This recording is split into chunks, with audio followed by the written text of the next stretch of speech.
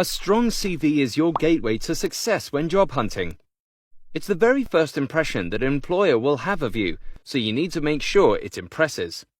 This video guide will show you how to write a winning CV that will get you noticed by recruiters and employers, and land you plenty of job interviews. Here at Standout CV, we've helped hundreds of thousands of people to land their dream jobs, and hopefully the advice in this video will do the same for you. During the course of the video, you will learn what research needs to be done before you start writing your CV, how to structure your CV to best please recruiters, how to format your CV for a professional outlook, how to write a profile that will grab recruiters' attention, how to detail your work experience and education, and if and how to include your hobbies and interests. The biggest mistake that job seekers make is failing to research their target roles before writing their CV. If you don't know what skills and knowledge your potential employers are looking for, it will be difficult to write a CV that impresses them. So, before you start writing your CV, you need to hit the job boards and browse through lots of relevant job adverts in your industry.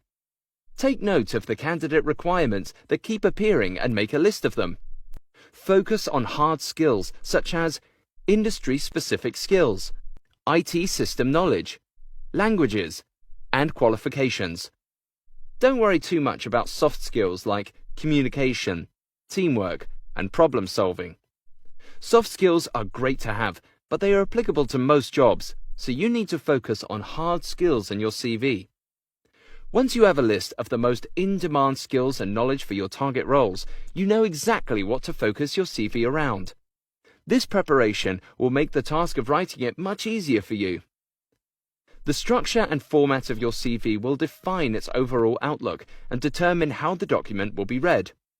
Your CV should look flawlessly professional and should be easy for busy recruiters to navigate and find the information they need. Firstly, you should use a word processing program like Microsoft Word or Google Docs to create your CV. They are very easy to use and are the globally recognized format for CVs across all industries. Here's an overview of how to format your CV. Keep the format simple by sticking to a clean and crisp font that can be easily read. The color scheme should also be basic. Black text on white background is best. Don't be tempted to use fancy fonts and wacky color schemes in a bid to stand out. This will look unprofessional and could make the CV difficult to read. There is no set-in-stone rule around CV length, but 2 pages of A4 is usually enough to tell your story without boring readers. Just remember that recruiters and hiring managers sometimes see hundreds of CVs a day, so try to keep it concise if you want to hold their attention. Use bold headings to divide the sections of your CV. This will help recruiters to navigate it when skim reading. Once you have a format for your CV, you need to structure it in a way that draws attention to your most valuable skills and creates a pleasant reading experience. This is a brief overview of how to structure your CV before we delve into the details of each section. Your name and contact details should sit at the very top of your CV so that recruiters can easily see how to contact you. Your CV profile or personal statement is a brief introductory paragraph that summarizes your abilities and aims to grab recruiters' attention when the CV is first opened. A bullet-pointed list of your most relevant skills provides a snapshot of your offerings as a candidate. Your work experience should be listed in reverse chronological order to showcase your ability to apply your skills in the workplace. Your education should be listed near the bottom of your CV.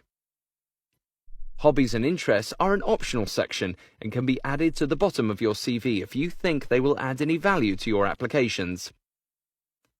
Now let's take a look at each section in detail and how to write them. You don't want your contact details to be missed, so place them at the very top of your CV underneath your name. You can also add a professional title next to your name to really set the tone of the CV. Anything from management accountant to chemistry graduate. Ideally, it should relate to the roles you are applying for. The only contact details you need to include are your email address, Just make sure it's a professional-looking one with no nicknames. Your phone number and your location. You don't need to include your full address, date of birth, marital status, or a photo of yourself. None of these things will have any effect on a hiring decision, and they will waste valuable space. Your CV profile, or personal statement as it's also known, is the first proper content section of your CV. It is an introductory paragraph which summarizes your skills, experience, and knowledge, and its purpose is to catch recruiters' eyes when they open your CV, excite them, and encourage them to read the rest of your CV. It should give readers a nice overview of your industry-specific skills, types of companies you've worked for, qualifications, and the benefits you deliver for an employer. To write a successful CV profile, you should keep it short and sharp, somewhere between 5 and 10 lines. Pack it with in-demand skills and experience. And avoid using cliché terms like hard-working team player. Underneath your profile, add a bullet-pointed list of core skills, your most valuable attributes, split over 2 or 3 columns. Keep the points under 3 words ideally, so that they jump off the page and create a snapshot of your offerings, which can be digested in seconds by busy recruiters and hiring managers.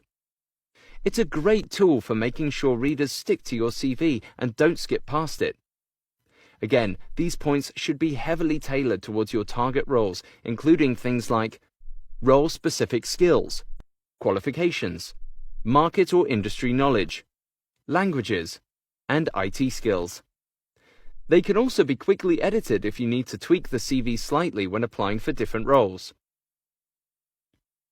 Your work experience gives you a great opportunity to demonstrate your ability to apply your skills in the workplace and prove the impact you make. Your work experience should be listed in reverse chronological order, that's latest to oldest, with plenty of detail in recent roles and less detail in older roles. The reason for this is that employers are more interested in your recent work, as it gives a better reflection of your current capabilities. If you don't have any direct paid work experience, you can also add voluntary roles, school or university work placements, part-time jobs, or any example where you have worked to support a company or organization. When writing role descriptions within your CV, you need to ensure that you make it easy for recruiters to read them and process the information you are trying to get across. This simple but effective structure is a great way to do that. Head each role with the dates you were employed, name of the employer, and your role title. Follow with an introductory line which describes who the employer is, where you sit within the organization, and what the overall goal of the role is. This builds context for readers. Then list your responsibilities in short, concise bullet points. Try to showcase your full skill set and demonstrate how your actions impact the employer. Most importantly, try to round your roles off with impressive achievements that have made big positive impacts for your employer. And try to quantify these achievements with facts and figures where you can, to truly show how valuable you can be. Good examples of achievements include saving costs, generating revenue, saving time, improving processes, hitting targets, and helping customers. Although there should be mentions of any important qualifications in your profile, your full education section should be placed near the bottom of your CV.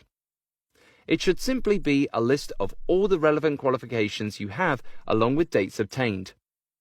If you are an experienced candidate, you can keep the detail light here, but if you are a junior candidate, then it will be worth going into some more depth.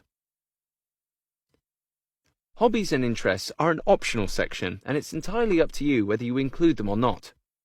You should only include them if you feel they will have a positive effect on your applications.